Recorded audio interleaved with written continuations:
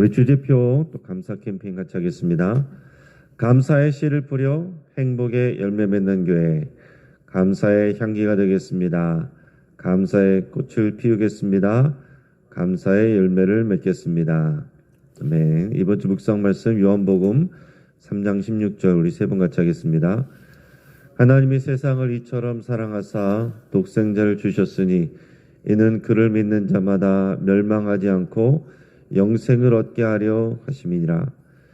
하나님이 세상을 이처럼 사랑하사 독생자를 주셨으니 이는 그를 믿는 자마다 멸망하지 않고 영생을 얻게 하려 하심이라. 하나님이 세상을 이처럼 사랑하사 독생자를 주셨으니 이는 그를 믿는 자마다 멸망하지 않고 영생을 얻게 하려 하심이라. 아멘.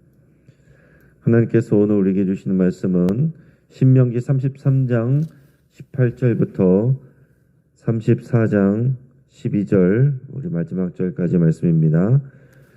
오늘 본문을 통해서 행복한 사람이라는 제목으로 말씀의 은혜를 같이 나누겠습니다.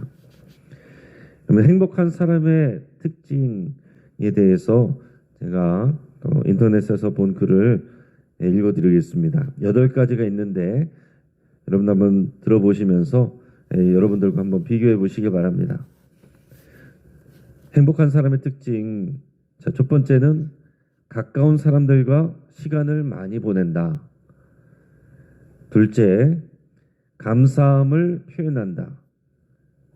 셋째, 먼저 나서서 타인을 도와준다. 넷째, 미래에 대한 긍정적인 상상을 한다. 다섯째, 인생의 즐거움을 만끽한다. 여섯째, 운동한다. 일곱째, 인생의 목표가 있다. 여덟째, 역경을 헤쳐나갈 용기가 있다. 그러면 이외에도 행복한 사람은 어떤 사람인지에 대해서 다양한 글들과 주장이 있습니다. 그러나 우리에게 중요한 것은 성경적인 행복이겠죠. 오늘 본문은 이 모세의 축복 후반부와 모세의 죽음에 대한 내용이 나옵니다. 오늘 이를 통해서 행복을 위한 우리의 삶을 묵상하시기를 바랍니다. 오늘 성경에서 모세는 이스라엘이 행복하다라고 이렇게 표현하고 있습니다. 행복한 사람이라고 표현하고 있어요. 오늘 29절 33장 29절 말씀을 같이 읽겠습니다. 이스라엘이여 너는 행복한 사람이로다. 여호와의 구원을 너같이 얻은 백성이 누구냐? 그는 너를 돕는 방패시요 내 영광의 칼이시로다. 내 대적이 내게 복종하리니 내가 그들의 높은 곳을 밟으리로다. 아멘. 자, 모세의 축복 맨 마지막 문장이 이스라엘이여 너는 행복한 사람이로다. 이렇게 되어 있습니다. 여러분, 이스라엘 백성들이 왜 행복한 사람입니까? 오늘 성경대로 말하면 여호와의 구원을 이스라엘처럼 얻은 백성이 없기 때문이라고 말하고 있습니다. 여러분, 애굽이라는 이 세상의 강대국 아래서 고통을 받던 민족이 하나님의 특별하고 놀라운 능력과 은혜로 출애굽의 은혜를 받았습니다. 여러분, 구약 성경에서 제일 중요한 사건이 출애굽 사건이에요. 특히 이 유월절 어린 양의 피로 모든 이스라엘의 장자들 그리고 가축의 초태생들까지 하나님께서 죽지 않고 또 살 수 있도록 보호를 하셨습니다. 또한 하나님은 그들이 출애굽할 때 그냥 몸만 나오게 하신 것이 아니라 빈손으로 나오지 않고 그 애굽 사람들에게서 많은 재물을 받아서 또 은금 패물을 받아서 나오게 하셨습니다. 그래서 그들이 그동안 수고하고 또 그들이 고생하면서 노력했던 것들에 대한 대가를 받아갖고 나오게 하셨어요. 또한 진퇴양난의 상황에서 하나님은 홍해를 가르치고 길을 만들어서 건너게 하셨습니다. 그리고 애굽의 강력한 군대를 홍수에 숨을 시키셨습니다. 또한 불기둥과 구름기둥으로 보호하시고 인도하셨습니다. 그래서 광야에서 40년을 지내는 동안 그들의 옷이 헤어지지 않고 신발이 닳지 않게 하셨다라고 그랬어요. 또한 요단강 동편으로 오는 동안 여러 전쟁에서 이 가나안 민족들을 이기게 하시고 요단강 동쪽의 넓은 땅을 얻게 하셨습니다. 그리고 이제 마지막으로 약속대로 가나안 땅에 들어가게 하십니다. 그래서 모세는 하나님을 이렇게 노래합니다. 그는 너를 돕는 방패시요 내 영광의 칼이시로다. 내 대적이 내게 복종하리니 내가 그들의 높은 곳을 밟으리로다. 여러분 영화에서 보면 어떻습니까? 선량한 사람들이 악당들한테 크게 괴롭힘을 당하다가 영웅이 나타나면 삽시간에 대적들을 물리치고 또 상황을 정리하는 그런 장면들이 나옵니다. 그런 장면들을 보면 우리가 사람들의 또 어떤 카타르시스를 느끼게 되죠. 대리만족을 또한 느끼게 됩니다. 근데 여러분 이 세상의 어떤 영웅과도 비교할 수 없이 크고 광대하시며 전능하신 만군의 여호와 하나님이 이스라엘을 구원하시고 인도하시고 보호하시며 그들의 하나님이 되시기에 이스라엘은 행복한 사람이라고 말할 수가 있는 겁니다. 이게 모세가 자신의 인생을 정리하면서 말하는 그런 말이에요. 여러분 이것은 우리도 마찬가지입니다. 하나님이 가장 귀하게 여기시는 그 독생자 예수 그리스도의 생명을 우리를 구원하시기 위해서 하나님께서 이 땅에 보내주시고 또 우리 대신 모든 고초와 고난을 대신 받게 하시고 십자가에서 대신 죽게 하셨습니다. 우리가 받아야 될 죄의 대가 그리고 그 형벌인데 예수님이 다 받으셨습니다. 예수님은 친히 유월절 어린 양이 되셔서 우리를 위해서 피 흘리셨습니다. 그리고 그 보혈을 통해서 우리는 하나님과 이 새 언약의 관계 안에 들어가게 됐고 하나님의 양자들이 되었습니다. 또 예수님이 가져오신 새로운 하나님 나라의 백성이 됐습니다. 그래서 우리가 이 땅에서 어떤 어려움을 당하고 고난을 당하고 수치를 당하더라도 우리는 행복한 사람이라고 말할 수 있고 고백할 수가 있는 것입니다. 그래서 우리가 믿지 않는 사람들하고는 다르게 긍정적인 마음가짐으로 우리 의지로 감사를 만들어내는 사람이 아니라 우리는 우리를 구원하신 하나님 예수 그리스도 독생자까지 하나님의 가장 귀한 것을 내어주신 그 하나님의 은혜로부터 우리의 모든 감사가 시작될 수 있는 것입니다. 그러니까 우리가 이 땅에서 당하는 어떤 어려움도 하나님이 주신 그 은혜와 또한 그 약속에 비교하면 다 작은 것이다라는 얘기예요. 그러니까 우리는 범사에 감사할 수가 있고 어떤 상황 속에서도 감사할 수 있는 그런 사람들입니다. 우리가 이 땅에서 어떤 어려움을 당하고 고난을 당하고 수치를 당하더라도 우리는 행복한 사람입니다 라고 말할 수가 있다라는 얘기죠. 유월절 어린 양을 통해서 구원받은 이스라엘이 행복한 사람이라면 독생자 예수 그리스도를 통해서 구원받은 우리는 더욱 행복한 사람입니다. 자, 모세가 이제 모세의 이 축복하는 내용의 이 뒷부분에서 다른 지파들도 축복을 합니다.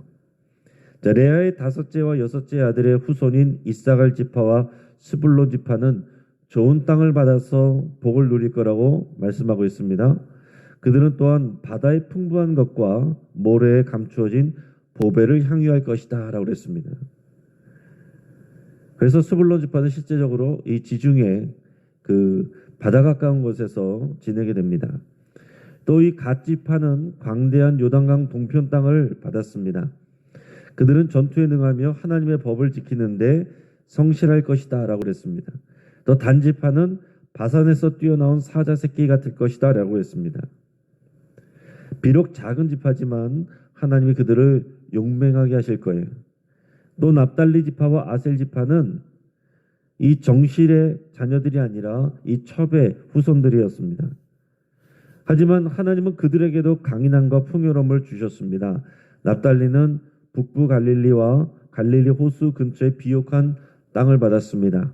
그리고 아셀 지파는 납달리와 지중해 연안 사이에 비옥한 땅을 받습니다. 자, 이 12지파는 약간씩은 차이가 있을지라도 모두 하나님의 은혜를 받고 땅을 다 기업으로 받았습니다. 자, 그들이 받은 땅 이전에 하나님이 그들을 사랑하시고 돌보시며 하나님의 백성으로 삼으셨다는 그 사실 자체만으로도 그들은 모두 행복한 사람입니다. 하나님을 바라보지 않고 서로의 땅과 축복을 비교하고 있으면 어떻게 됩니까? 불평과 원망이 마음에 자리 잡게 됩니다. 누구는 저런 땅을 주고 우리는 이런 땅을 주느냐? 저기는 저렇게 인구가 많고 우리는 이렇게 적으냐? 그거 바라보면 그 순간부터 그들은 불행한 사람이 됩니다. 감사가 나오지 않고 불평과 원망이 나오는 거예요. 누구는 본부인 자식이고 누구는 첩의 자식이고 누구는 야곱이 더 사랑했던 자식의 후손이고 누구는 덜 사랑했던 자손이고 그런 거 비교하면 그 순간부터 불행해지는 것입니다. 그러나 하나님께서는 12지파에게 다 복을 주셨습니다. 부분적으로는 좀 차이가 있을지라도 또 그들에게 제비 뽑게 하시고 그들의 상황과 수준에 맞는 다 복을 주셨어요. 그러니까 서로를 바라보면 불평하고 원망하게 되지만 그들을 똑같이 돌보시고 그들에게 맞는 복을 주신 하나님을 바라보면 감사할 수 있고 행복한 사람이라고 고백할 수 있다라는 얘기입니다. 우리도 마찬가지입니다. 우리가 어떤 눈을 가지고 무엇을 바라보느냐에 따라서 우리는 행복한 사람이 될 수도 있고 우리는 불행한 사람이 될 수도 있습니다. 기구하고 불쌍한 사람이 될 수도 있어요. 우리가 어떤 눈으로 무엇을 바라보느냐가 우리의 믿음입니다. 여러분, 우리가 보고 싶은 것을 보는 것이 아니라 하나님이 우리에게 보게 하시는 것을 보는 것, 하나님이 보는 것을 우리가 믿음으로 함께 바라보는 것, 그것이 우리가 행복한 사람으로 사는 아주 중요한 비결입니다. 이제 모세가 죽음을 맞이하게 됩니다. 5절에서 8절까지 말씀, 34장 5절에서 8절까지의 말씀을 우리가 읽겠습니다. 이에 여호와의 종 모세가 여호와의 말씀대로 모압 땅에서 죽어 벳볼 맞은편 모압 땅에 있는 골짜기에 장사되었고 오늘까지 그의 묻힌 곳을 아는 자가 없느니라. 모세가 죽을 때 나이 120세였으나 그의 눈이 흐리지 아니하였고 기력이 쇠하지 아니하였더라.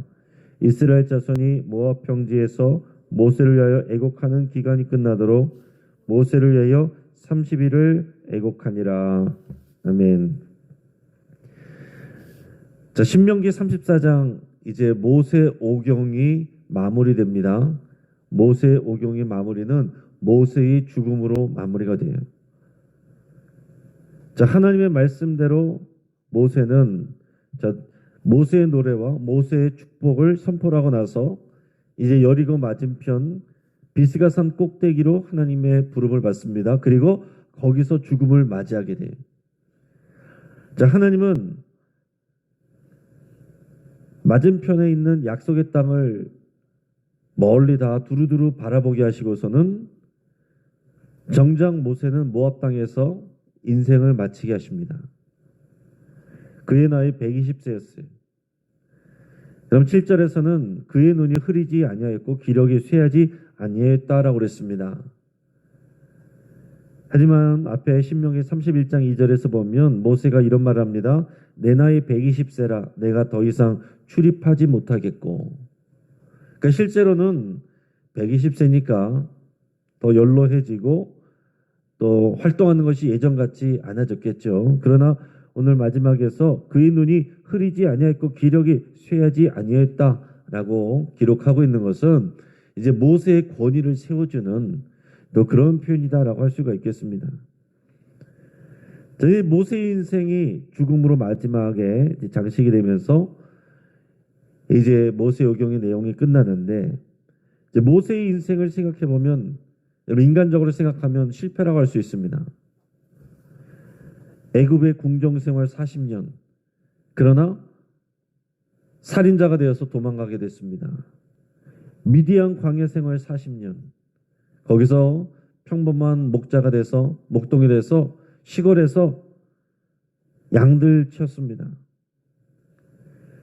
그리고 하나님의 부르심을 80세에 받아서 광야에서 이스라엘의 리더로 40년을 지냈습니다. 40년 지내는 동안 백성들에게서 수도 없이 또 불평과 원망을 사고 또 공격을 당하고 가슴 아프고 상처받는 일이 한두 번이 아니었습니다.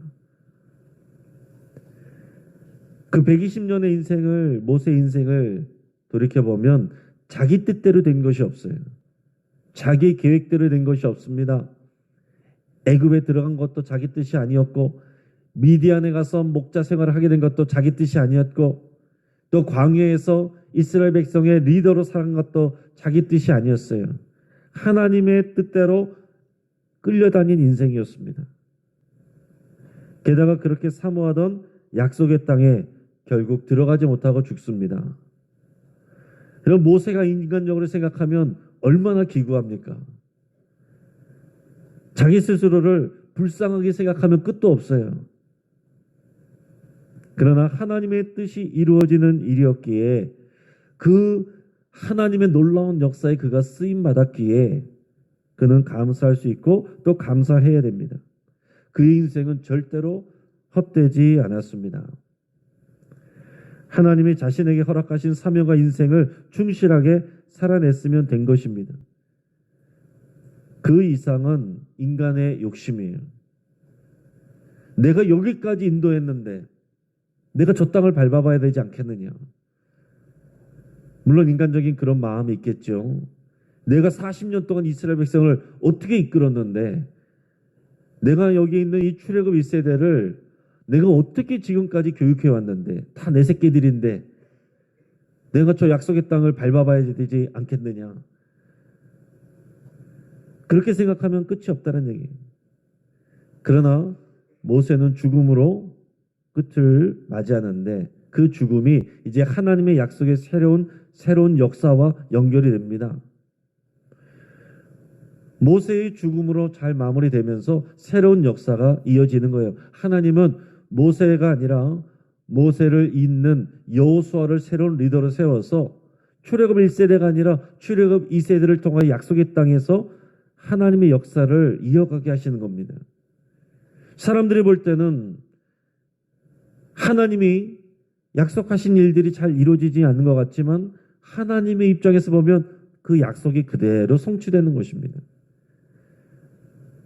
모세는 그 가운데서 자신이 하나님께 허락받은 만큼 그 사명을 감당하고 끝나는 거예요. 그러면 된 것입니다.